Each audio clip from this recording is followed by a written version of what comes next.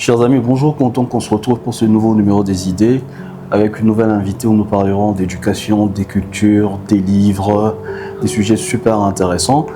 Et je vais rapidement vous la présenter ou je vais la laisser se présenter. D'accord. Bonjour Daniela. Bonjour Serge. Comment vas-tu? Très bien, merci de me recevoir. Donc c'est un parcours assez atypique. Je quitte un monde à un autre monde. J'obtiens ma licence en gestion financière en Afrique du Sud. Je rentre, je travaille dans le monde de la finance et quelques temps plus tard, je vais m'installer en France de l'Outre-mer. Et en France de l'Outre-mer, j'étais toujours dans le monde de la finance et sur un coup de tête, je décide d'entrer dans le secteur d'enseignement. Parce qu'à cette époque-là, il y avait un ami qui est journaliste pour Le Monde qui me disait « Je te vois très bien être enseignante, alors pourquoi pas candidater ?» Et quelques temps plus tard, je deviens enseignante, je commence et je découvre que j'étais une passionnée de l'enseignement, que franchement, je ne pouvais pas m'imaginer du monde de la finance à l'enseignement et jusqu'à aujourd'hui, pratiquement 5 ans que j'exerce en tant qu'enseignante. Et donc là, du coup, tu as plus aimé le monde de la finance ou le monde de l'enseignement? En toute honnêteté. En toute honnêteté. En toute honnêteté, je dirais l'enseignement. Ouais. Mais de base, j'avais envie d'être journaliste quand j'ai fini mon diplôme ici à Kinshasa. Et je vais continuer. Je me rappelle, on me dit mon anglais n'était pas solide à cette époque. Donc j'entre vraiment parce que c'était le deuxième choix, c'était ce qui était à ma portée. Donc c'est comme ça que j'entre dans le monde de la finance. C'était vraiment pas une passion. Et quand je fais cette reconversion professionnelle et que je me lance dans le monde de l'enseignement, en fait, je découvre une partie de moi que je n'étais même pas au courant, que je pouvais transmettre, que je pouvais avoir de la patience, que je pouvais avoir cette approche pédagogique avec les enfants et avec aussi les formations et tout ce qui vient avec, ça n'a fait que bonifier un peu mon travail. Donc, est-ce qu'on peut dire que tu es anticapitaliste du coup? Non, je pense pas. Je pense pas. Je pense que ce monde, il faut être très lucide. Il faut être très lucide. C'est vrai qu'on peut avoir de la passion pour quelque chose, mais aussi il faut reconnaître qu'on ne vit pas d'amour et d'eau fraîche. Je pense que c'était aussi une opportunité qui m'offrait quand même un peu plus. Et je pense que c'était aussi l'un des leviers qui m'ont poussé aussi dans l'enseignement. Mais je dirais pas que je dirais à moitié-moitié. À moitié-moitié. Ah ouais. À moitié-moitié. Non, mais tu as raison. C'est toujours bien d'être lucide, de rester ouvert. Mais après, moi, je dis toujours que chacun de pas, enfin, si tu veux, de case de la maison, de notre parcours, ça contribue à façonner ce qu'on devient plus tard. Cet homme ou cette excellente enseignante qui était devenue, je pense que ton passage dans le capitalisme vraiment, il est pour quelque chose en fait. Oui, pour quelque chose, un tout petit peu. Parce que tu apprends un peu de réalité de ce monde-là et surtout que tu es enseignante, ça veut dire que tu as appris un tout petit peu de ce qu'il y a de mauvais dans ce monde-là. De l'enseignement. Et dans la préparation des enfants à rentrer dans ces futurs, tu essaies de te servir de ces expériences pour leur dire ce qu'il faut faire, ce qu'il faudra faire. Attention, il ne faut pas tomber dans ci, il ne faut pas tomber dans ça. Alors, est-ce qu'on dit à un enfant ce qu'il doit faire ou ce qu'il ne doit pas faire, ou plutôt on l'oriente? Je pense qu'on oriente l'enfant. Je dis qu'il faut développer certes les potentiels innés qu'on a, mais en même temps, il faut savoir faire preuve de sagesse et comment tu jauges. En fait, la vie, c'est les opportunités. Une fois que les opportunités se présentent, il faut savoir les saisir. Absolument. Et savoir faire usage de ces opportunités-là pour un futur. Donc, c'est de la même manière que je transmets à mes élèves. Après, est-ce que je suis une bonne enseignante? Je ne sais pas, c'est à eux de le dire. Je ne sais pas, c'est à eux de le dire. Mais c'est vraiment on les outille au maximum pour qu'ils puissent qu'ils prennent des décisions judicieuses pour leur avenir. On leur fait part de la réalité de la vie. Pourquoi l'instruction est importante? Pourquoi moi je dis toujours à mes élèves, le diplôme c'est ta carte joker. Donc ça ne veut pas forcément dire que parce que tu as étudié ça, que tu vas forcément réussir dans ça. C'est vrai. Mais nous sommes dans un monde où il faut s'adapter. Déjà on est dans l'ère de l'intelligence artificielle. Donc faut réfléchir encore 2, 3, 4 fois plus, être toujours un élément important pour pouvoir subvenir aussi à ça. Mais alors, tes élèves, c'est quelle tranche d'âge? Alors, la tranche d'âge, moi j'aime beaucoup les adolescents. Ouais. Les tout petits, j'arrive pas. Ouais. Je prends généralement, c'est entre 11 ans à 15 ans, 16 ans. Généralement, c'est ça ma tranche d'âge. C'est le moins difficile à cet âge-là ou c'est le plus difficile? Bon, pour certains, c'est plus difficile. Parce qu'après, je demande de conseils. Je suis parent, comment je dois faire avec les enfants, quand j'en aurai, je ne sais pas trop. Et donc, ça tombe bien. Non, mais bon, pour certains, ils disent que c'est beaucoup plus difficile parce qu'ils sont dans cette phase d'adolescence. Okay. Mais moi, pour moi, j'aime cette phase-là parce que c'est la phase où l'enfant commence un peu à se construire. Parce qu'il y a d'abord la première phase de l'enfance où l'enfant reçoit les injonctions. Donc, ça veut dire que l'enfant reçoit les idées, l'éducation des parents. Et quand l'enfant entre dans la phase de l'adolescence, c'est qu'il commence maintenant à chercher à créer sa propre identité, donc son authenticité à lui. Qui suis-je réellement au-delà de tout ce que la famille me dit, au-delà de tout ça? Et je pense que moi, je trouve, à mon humble avis, que je suis meilleure enseignante et je suis un très bon guide à ce stade-là parce qu'il y a la confusion, il y a qu'est-ce qu'on prend, qu'est-ce qu'on rejette, qu'est-ce qu'on accepte, qu'est-ce qu'on adhère. Et moi, j'aime bien les tout petits, comme les ados. Merci pour le conseil à un futur parent. Alors, leur laisser la liberté de... Aux enfants. En fait, les enfants ont le droit certes, de recevoir de ce que les parents attendent d'eux, mais en même temps, les enfants aussi ont le droit de penser aussi pour eux-mêmes, mais toujours avec un sous-bassement qui est l'éducation de la famille. Ah ouais. Je sais pas. Oui, penser pour eux-mêmes, mais bon, après, un enfant, c'est un être... Déjà, si les adultes sont des êtres en constante évolution, je pense que les enfants, oui, c'est vrai qu'ils vont penser pour eux-mêmes, mais ils ont quand même besoin d'orientation, c'est important. C'est pour ça que même la question de l'orientation scolaire est très importante et c'est vraiment parmi les choses sur lesquelles je milite beaucoup. Justement, la transition est bien trouvée, bien trouvée. Alors, je voulais également qu'on parle de ton association, parce que dans la présentation, tu as dit que tu étais président d'une association. Exactement. Akili. Alors, c'est quoi Akili? Parce que bon, moi je connais pas. Bon, je connais, mais bon, je connais pas vraiment. Et c'est une occasion justement pour que ceux qui nous suivent également sachent c'est quoi Akili, pourquoi Akili. Par contre, Serge, je suis offensée d'entendre que tu ne connais pas SOS Akili. En tant que mon ami, C'était rhétorique. En tant qu'ami, c'était rhétorique. Alors, SOS Akili, c'est une association qui œuvre sur la question de l'éducation. Donc nous, notre objectif, notre vision première, c'est vraiment de faire de l'intellect du jeune Congolais vraiment un centre d'intérêt. Donc un centre sur lequel, une question primordiale sur lequel on se penche. Et nous sommes particulièrement, notre travail est vraiment dans l'ingénierie de l'éducation. On veut réellement être... comme je dis, the third party entre ce que la population le third party, c'est le milieu entre parce que entre ce que la population attend de l'éducation et ce qui est actuellement fait. Donc ce que nous faisons réellement, ce que nous faisons asseoir des acteurs de différents secteurs d'activité.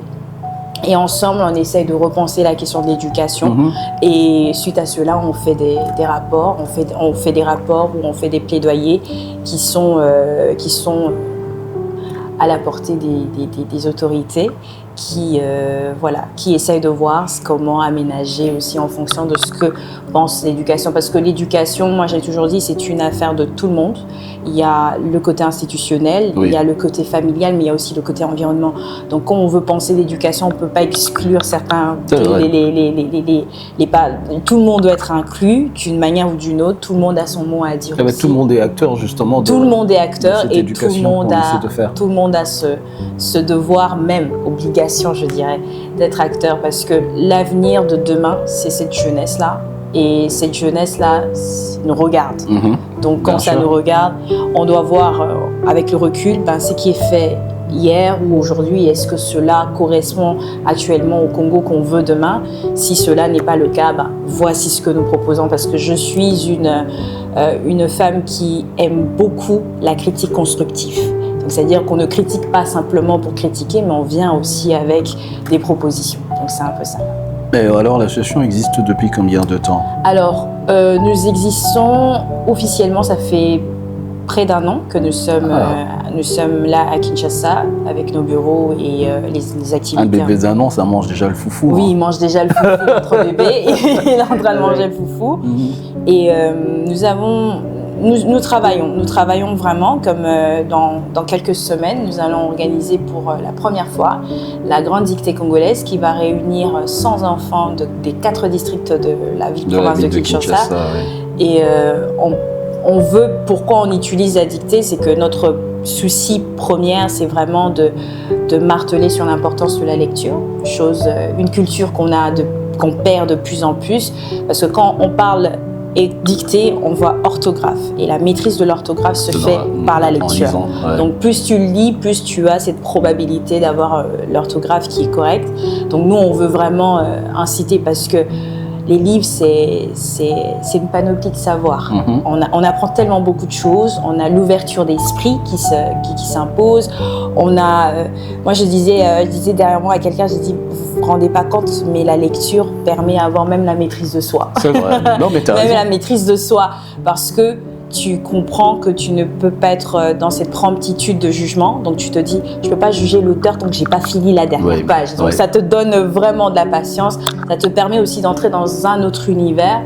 Parce que quand on est dans, je sais, pour les lecteurs de livres, tu le comprends aussi, c'est que quand on entre dans un livre, pendant ce temps, on est dans ce livre-là. On réfléchit comme ça, on est à l'intérieur, et ça nous permet aussi un peu d'éviter les commérages à gauche et à droite. Non, mais comme c'est ton combat, ça fait partie de tes luttes. Qu'est-ce que tu penses de ceux qui disent que, premièrement, parce que tu vois, il y a comme ça des stéréotypes où on dit que les Africains ne lisent pas. Et puis, tu as l'autre qui dit que si tu veux cacher un truc à un noir, il faut le marquer dans un livre. Là, tu penses quoi de ces stéréotypes? Je dis que c'est vrai et que c'est faux. Déjà, il faut repartir sur notre histoire aussi. C'est que déjà, l'Afrique, c'est le berceau de l'humanité et on est en possession d'un grand savoir. Et ce grand savoir aussi vient un peu de cette pratique ancestrale qu'on a eue à relater des contes. On n'a pas eu forcément à les écrire ou à les lire, on a eu à relater des contes. Donc ça, c'est déjà quelque chose. Et deuxièmement, c'est aussi de reconnaître une chose, c'est que la langue à laquelle est écrit certains ouvrages, c'est en français.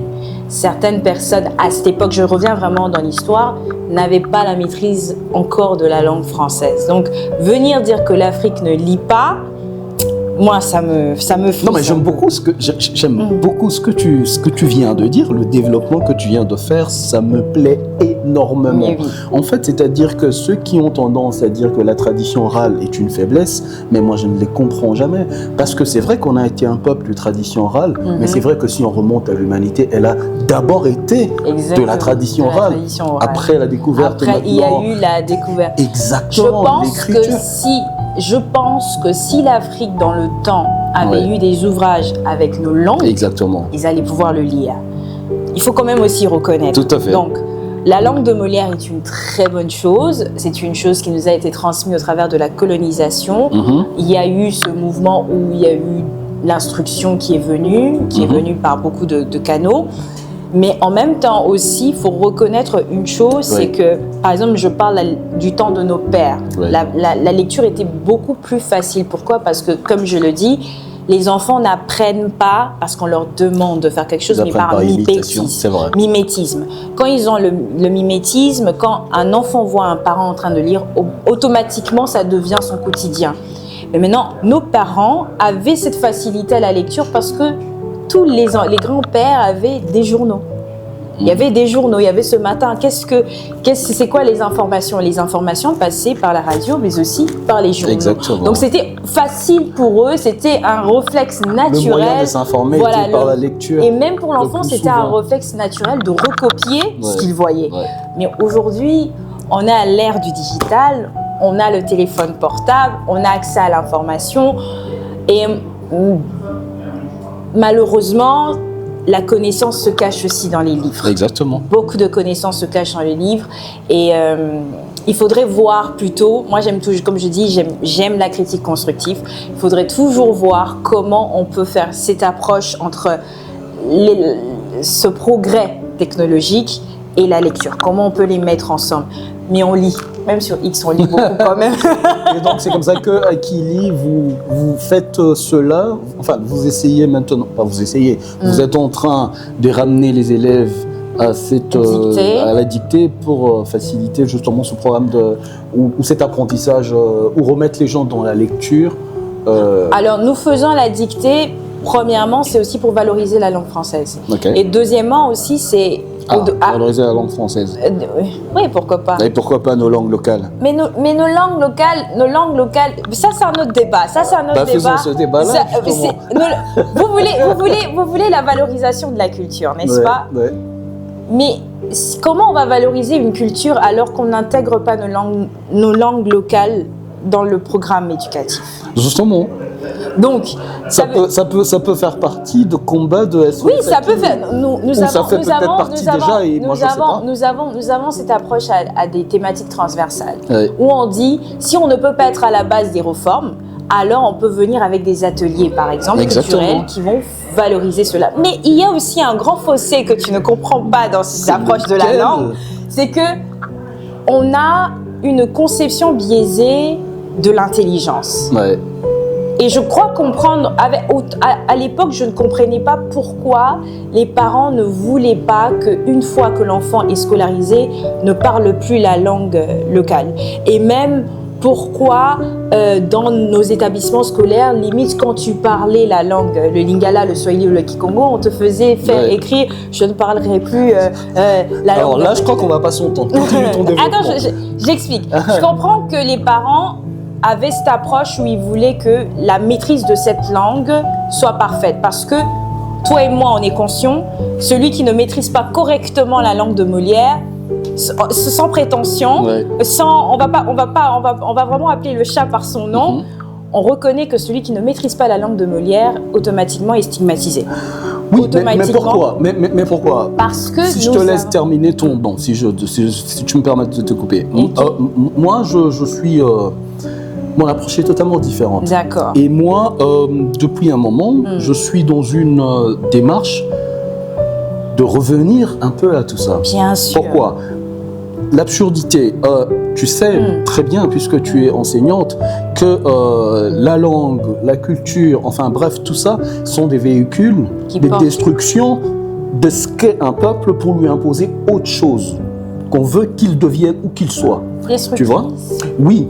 Parce que regarde, lorsqu'on vient aujourd'hui à l'école et que moi, on m'interdit de parler la langue de chez moi à l'école et que pour ça, on me punit carrément, au fond, ça veut dire quoi? Ça veut dire qu'on est en train de faire un travail de détruire l'être que je suis.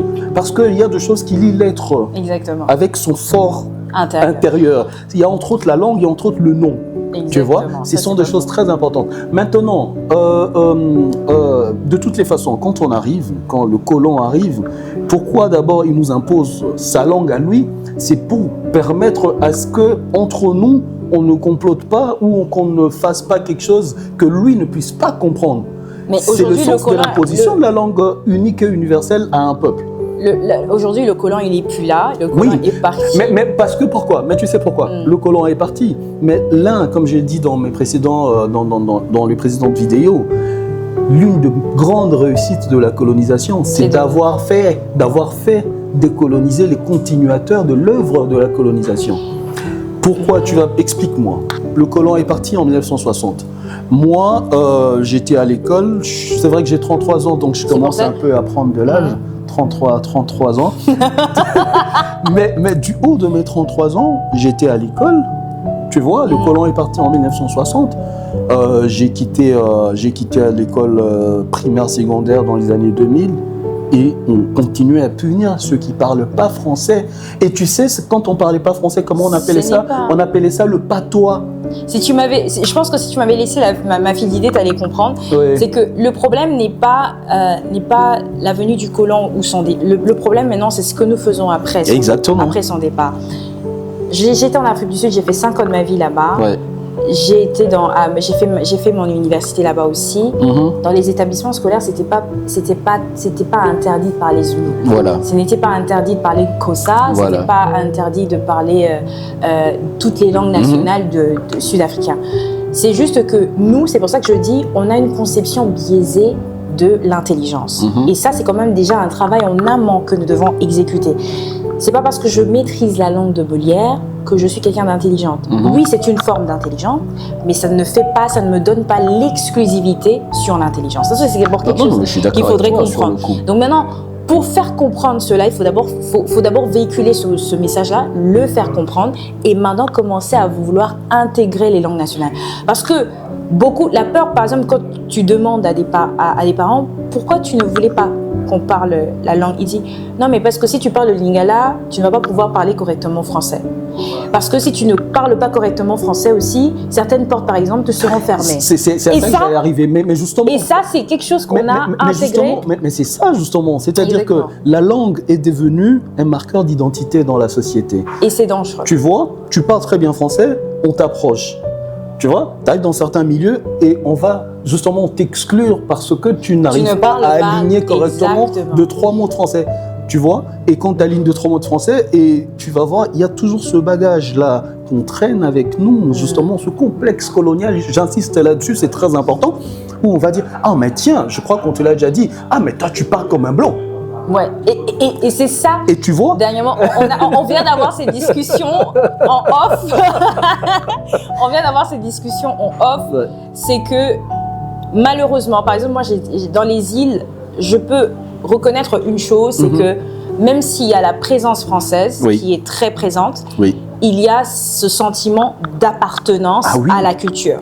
Et par contre, les anciennes colonies, on a un petit souci. Les anciennes colonies, on a ce problème de vouloir être comme le colon, marcher comme le colon, parler comme le colon, s'habiller comme le colon. Mais pour noir masque blanc. Mais non, tout ça, c'est un travail de perception, c'est un travail de croyance qui doit être déconstruit. Mais tout à fait. Et pour que cela soit déconstruit, ça doit passer par des personnes comme vous, véhiculer des messages sur l'appropriation. Et puis c'est pour ça que je suis d'accord avec toi. Je le disais dernièrement à un café, c'est qu'on doit reprendre, non pas simplement à enseigner l'histoire de la RDC, mais aussi d'enseigner la culture dans son entièreté. Parce que ça va renforcer cette appartenance à la RDC. Mais je suis d'accord. Et il n'y aura pas de honte, parce que quand je vois certaines personnalités qui se gênent de parler en lingala ou en swahili alors que nous sommes en RDC, qui préfèrent, malgré les lacunes, s'exprimer en langue de Molière. Mais je vais te dire, tu vois qu'on se rejoint, on se rejoint, mais c'est très compliqué parce que déjà si on prend cet extrait et qu'on publie. mais tu vois, c'est pour ça que moi je suis content que tu aies mis en place cette association-là, tu vois, et c'est pour ça que nous on a créé idée justement parce qu'on a dit que quel est notre apport dans ce combat-là. Exactement. Comment on fait, nous, de notre côté, pour dire aux gens que n'ayez pas honte de qui vous êtes, n'ayez jamais honte de vous appeler Matondo, ou Mbouyi, ou Kadima, ou Zungu, ou Sifa. N'ayez jamais honte de parler le Lingala, le Chiluba, le Swahili, le Kikongo, comment dire encore l'autre ? Les Kiyaka, n'ayez jamais honte de ça. Mais comment on fait, nous, pour véhiculer ces messages-là ? Comme ça, on s'est dit, mais bon, nous, on a les moyens qui sont les nôtres, c'est la fluidité du langage. On a plus ou moins ça, tu vois. Et ces véhicules-là, nous, on utilise ces véhicules-là pour maintenant, voilà, donner aux gens. Vous savez, changer la perception d'un peuple n'est pas si compliqué que ça. Je le disais dernièrement sur les réseaux, j'ai dit, quand tu regardes, tu veux comprendre ce qui définit le peuple. Un peuple arrive dans la ville, dans la capitale, et observe les panneaux publicitaires. Je me rappelle quand on grandissait, on avait cette campagne qui disait « Toutes les filles à l'école avec Werason ». On ne se rend pas compte, c'était peut-être une petite chanson, mais une chanson qui est entrée dans le subconscient de chaque Congolais que la jeune fille doit aller à l'école. Donc si nous aussi on veut valoriser la culture, on a la musique. En plus, on a un peuple. Nous aimons la musique. Nous sommes comme Bouba l'a dit. Non, mais tu sais, en parlant de musique justement, moi, je vais te dire un truc. Culture, notre musique, je ne comprends pas. Et ça, je suis en train de lutter pour ça parce que je suis un mélomane, je pense que je suis un fan inconditionnel de la rumba congolaise, la musique congolaise de manière générale. On dit aux musiciens de chez nous, écoutez, si vous voulez vous ouvrir au monde, il faut chanter en français. Mais le gars qui a chanté Opaganda Stalas, tout le monde a dansé ça ici, est-ce qu'on savait ce que ça voulait dire? Tu vois justement ce problème-là. Et c'est d'autres Congolais qui vont dire à d'autres, mais vous ne devez pas chanter en lingala. Votre musique devient, on appelle ça world, lorsque vous chantez en français ou en anglais. Et comme tu as dit, ce sont des perceptions. Il faut arriver à combiner authenticité, culture et modernité. Ouais. On ne demande pas de changer complètement, mais on demande d'assumer son authenticité. Youssou N'Dour, on l'écoute, moi je n'entends rien de ce qu'il dit. Il chante en Wolof. Il chante en Wolof, moi je n'entends pas ce qu'il dit. Donc ça veut dire qu'on peut toujours garder cette touche authentique, mais en même temps aussi, si on veut quand même avoir cette portée un peu plus internationale, venir peut-être avec des petites modifications dans notre approche, mais on peut toujours rester congolais, moi je suis radical sur ce point. Bon, après dans la musique c'est compliqué parce qu'il y a aussi la notion de vendre. Oui, mais bien sûr. Le problème c'est que beaucoup veulent aussi être dans le système. Ce qu'il y a de beau dans la musique, quand les gens ils écoutent la musique, qu'est-ce qu'ils écoutent en premier? Qu'est-ce qui captive les gens en premier? L'authenticité. Exactement. Mais tout le monde a chanté sur tout le monde, ici et partout dans le monde. Les gens ont dansé sur Thriller de Michael Jackson. Mais toi, tu penses que lorsque tu vas demander à ces gens-là, c'est quoi le hit de Michael Jackson? Ils vont te dire, ah ouais, Thriller. Tu leur demandes, qu'est-ce qu'il dit dans Thriller? Ils ne savent pas. Qu'est-ce qui a capté les gens? C'est la danse de Michael Jackson. C'est son authenticité. C'est le son. C'est tout. Donc voilà quoi. On peut faire du lingala. On a plus cette notion malheureusement dans la musique. On n'a plus cette notion de faire des titres, des chefs-d'œuvre. En fait, on est dans cette optique où il faut vendre. Donc on est dans cette optique qu'il faut vendre. Donc il faut s'adapter, il faut se conformer. Il faut être comme les autres. Alors moi je disais que on peut toujours aussi utiliser la musique comme vecteur qui va véhiculer un peu nos contes africains, qui peut aussi être un vecteur pour véhiculer la culture. On ne peut pas simplement parler d'amour. L'amour, c'est beau, on aime l'amour c'est beau, on a besoin d'amour, on doit manger l'amour s'il faut, mais on peut aussi utiliser la musique pour autre chose. Et surtout que nous sommes un peuple, nous baignons, nous naissons dans la musique, nous grandissons dans la musique, et on ne se rend pas compte de combien la musique peut avoir un effet dans notre subconscient. L'accumulation des informations que nous recevons fait de nous ce que nous sommes. Parce que je disais même la dernière fois, j'étais en train de chanter une chanson dont je préfère ne pas le faire.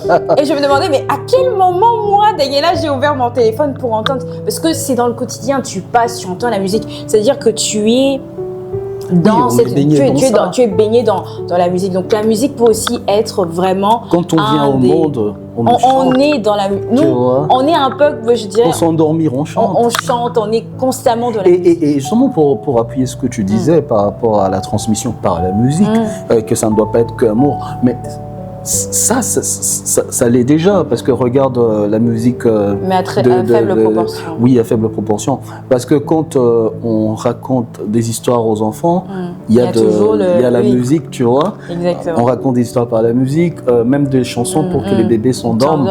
Lorsque c'est chanté en Chiluba ou en Swahili, c'est des histoires en fait qui sont, voilà, c'est des contes en fait, tu vois. Et c'est mis dans des chansons. Et on peut perpétuer cette pratique. Et j'ai confiance en SOS Akili justement pour porter aussi ce combat-là. On veut porter le combat de la culture et on le fait. Et on a besoin aussi d'accompagnement. Vous voyez, on peut pas faire les choses seul. On a besoin d'accompagnement. On a besoin aussi que cet éveil de conscience soit collectif. Soit collectif et que les actions soient soutenues aussi dans ce combat que nous menons, surtout sur la culture. Parce que si on renforce ce sens d'appartenance à la RDC, je le disais dernièrement, quelqu'un m'a dit, dans un débat, vu que j'aime débattre, il m'a dit... C'est pas moi qui dirais le contraire. Le problème de la RDC, c'est Kinshasa. Moi, je suis quinois, j'ai dit non, tu mens, c'est pas nous. Pourquoi tu peux dire que c'est nous? Aujourd'hui, je fais du terrain et je me rends compte que si la population quinoise, la jeunesse quinoise, prend conscience et renforce son appartenance à ce pays et prend conscience de ses droits et de ses devoirs, on va changer les choses comme pas possible. Parce que j'ai toujours dit, les grandes révolutions, j'enseigne la langue vivante étrangère, l'anglais avec cette approche culturelle. Je transmets toujours à mes élèves des histoires sur l'apartheid, sur la ségrégation et tout ce qui vient avec. Et quand tu regardes dans l'histoire du monde, les grandes révolutions ont été le fruit d'une jeunesse consciente. Et quand on prend conscience de ça, on doit d'abord en amont renforcer ce sentiment d'appartenance, d'aimer ce pays. Parce que ce qui nous manque, c'est ça. Je dis, la RDC ne souffre pas des intellectuels. Les intellectuels, on est talé belé. Mais ce qui est réellement important, c'est d'avoir ces personnes qui ont ce souci, cet amour pour la patrie. Vous savez, ma mère, elle me disait que quand elle grandissait, parce qu'à l'époque, son papa était commissaire sous-régional au Kasaï, mais son père était d'origine du Sud Kivu, donc de Walungu. Et elle m'expliquait que quand ils grandissaient, ils étaient dans l'obligation de faire Notre Père qui est aux cieux en Chiluba. Et c'est comme ça qu'elle aussi, elle a un tout petit peu appris le Chiluba. Donc c'est une Swahiliphone qui a aussi quelques notions de Chiluba. Donc c'est pour dire que même des petites notions comme ça, on doit repenser si on ne doit pas le remettre. Ça renforce. Par exemple, aux États-Unis, les cours, vous allez dans les écoles élémentaires, il y a toujours ce moment où on se lève devant le drapeau, il y a toujours ce moment où on chante l'hymne national. Est-ce que nous avons toujours ces pratiques qui sont perpétuées? Donc repenser le système éducatif congolais. Repenser le système éducatif congolais. Déjà, j'aimerais quand même préciser quelque chose. Pour l'actualiser. Il y a énormément de réformes dans le système éducatif congolais. Et ce que j'aime beaucoup avec ce ministère, c'est que tout est sur Internet. Donc, il y a énormément de réformes qui se font.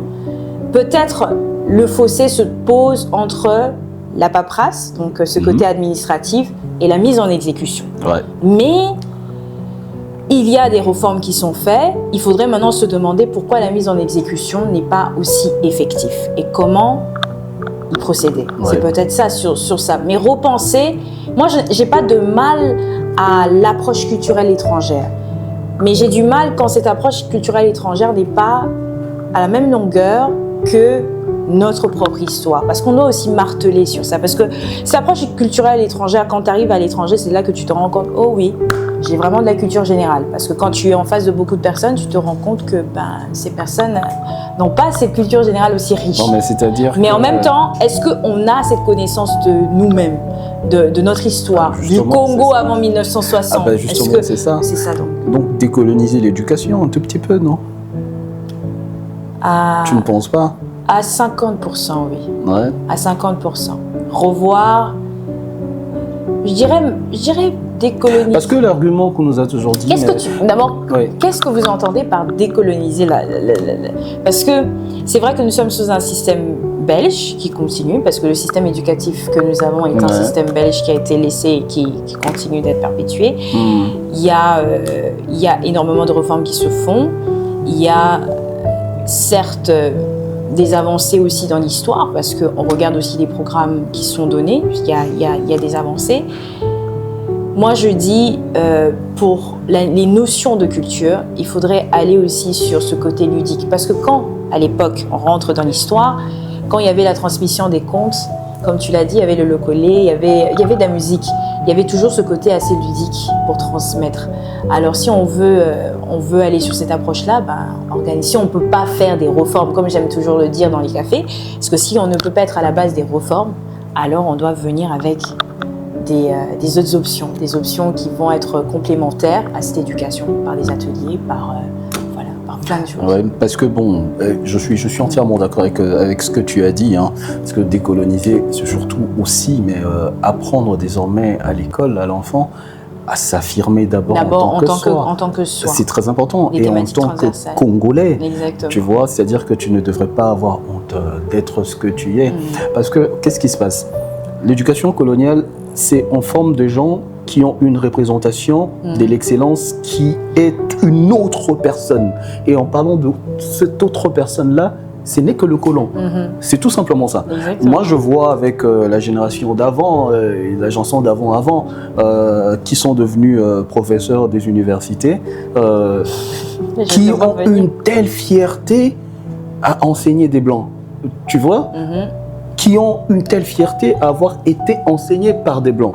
C'est-à-dire qu'il va être beaucoup plus fier de dire que moi, c'est l'abbé Michel Chèvre qui venait de Louvain et juste pour nous enseigner. Il sera très fier de dire que c'est l'abbé Chèvre qui l'a enseigné. Et il sera peut-être moins fier de dire que c'est monsieur Pascal ou monsieur Nzomba qui m'a enseigné. Chaque époque, sa réalité. Exactement. Et donc, c'est vraiment ce processus-là. Parce que si tu veux, le développement, et c'est que, mais tu ne fais pas du développement d'un peuple avec un peuple qui ne sait même pas qui il est et qui ne s'affirme pas en tant que tel. Exactement. Ça, c'est pas faux. Tu peux déblatérer, pas toi bien évidemment, je parle de général, en général, sortir toutes les théories économiques, toutes les théories technologiques. Si un peuple n'est pas conscient, tant qu'on s'affirme pas, tant qu'on n'est pas conscient, on n'est pas conscient de qui on est, on n'est pas conscient de qui on est, de notre histoire et d'où on vient. Ça sera très difficile pour nous de savoir où on va. Absolument. Ça c'est très important aussi à reconnaître. Et aussi, chaque époque, sa réalité. Ça veut dire que tout ce que ces personnes sont, c'est ce que l'environnement les a donné. Donc aujourd'hui, grâce aux réseaux sociaux, on a vraiment cette facilité maintenant de véhiculer l'information. Chose peut-être dans l'accessibilité, certains n'avaient pas encore. Aujourd'hui, on est beaucoup plus conscient de l'impact de la colonisation sur le peuple africain. Exactement. Et oui, c'est un grand travail. C'est un grand travail qui va être fait. Et j'espère que ce sera porté aussi par SOS Akili. Bien sûr, c'est ça le combat d'SOS Akili. Je suis très content. Je suis très content de cet échange qu'on a eu, toi et moi. Cette fois-ci, face caméra. Bon, parce qu'on a souvent ces échanges, mais si jamais face caméra, c'est toujours un peu en off. En off, comme on dit. Merci beaucoup à toi d'être passé. Merci. Mais sinon, comment on contacte SOS Akili pour ceux qui veulent aider, pour ceux qui veulent, voilà, comment, c'est quoi les procédures? Nous sommes sur toutes les plateformes, nous sommes sur les réseaux sociaux, nous sommes sur Instagram, sur Facebook. Donc, envoyez-nous un message, vous allez avoir tous les coordonnées, nos numéros de téléphone. Nos bureaux sont juste en face d'Africel. Donc, ça a besoin de contributions parce que le travail que nous faisons a besoin d'être accompagné. Donc, nous sommes pleinement ouverts. Donc, vous avez juste à taper SOS Akili sur n'importe quelle plateforme, sur LinkedIn, nous sommes là. Alors, j'ai souvent deux questions pour terminer que je pose toujours aux invités. La première question, c'est ton message à la jeunesse. Ça serait quel message à la jeunesse? À la jeunesse. Oui. Je veux être, je dirais à la jeunesse, apprentissage, networking. Ouais. Et pourquoi d'abord l'apprentissage? L'apprentissage doit être continuel. La connaissance, c'est le pouvoir. Quand on a de la connaissance, on a du pouvoir. Mais ce pouvoir ne peut pas s'exécuter si on n'a pas un bon réseau. Donc on a besoin d'avoir un très bon réseau. Moi, je ne vais pas vous dire soyez courageux, croyez en vous. Non. Je vais vous dire des choses factuelles, ce qui a défini qui je suis. La connaissance, le networking, le branding. Qu'est-ce que tu veux devenir? Travaille pour cette amélioration. Si je rêve de devenir la plus grande enseignante, donc ça veut dire que je vais d'étape en étape et je me bonifie au travers de la formation continuelle. Donc c'est un peu ça. Apprentissage, networking, branding. Travail. Deuxième question, 2 bouquins. Tu conseilles, je voudrais que tu donnes 2 bouquins, recommandations de 2 bouquins à lire pour Alors ça les jeunes qui nous suivent. Ça dépend. Si on parle de développement personnel, je recommanderais les 4 accords Toltec de Miguel Ruiz. Et si on parle de un peu de la quête de sens. Hein. C'est fou, mais j'ai le livre juste en face de moi. Non, je recommanderais L'Alchimiste de Paulo Coelho. Ça, ce travail en fait, c'est quand on se rend compte qu'on a une mission à accomplir. Et je pense que c'est quand même un livre qui aide beaucoup.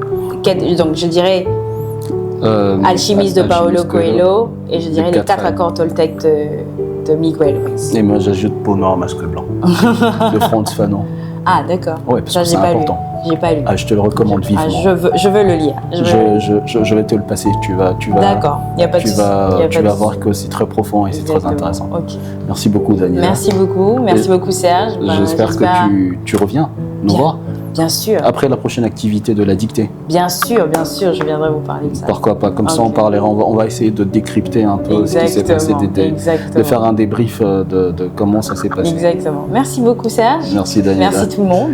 Merci tout le monde, merci de nous avoir suivis. On a passé un très bon moment, on a échangé sur la lecture, sur la culture et sur la nécessité de l'éducation bien évidemment. De la culture dans le sens où on doit être fier de qui on est, d'appartenance. Ce renforcement d'appartenance.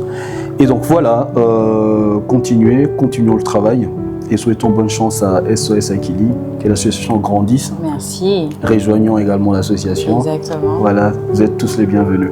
Merci à tout le monde et les jeunes derrière me disent toujours de rappeler de liker, de partager et de vous abonner. C'est très important parce que bon, c'est notre façon à nous de mener ce combat-là de réappropriation culturelle. Voilà. Merci à tous et puis bye bye.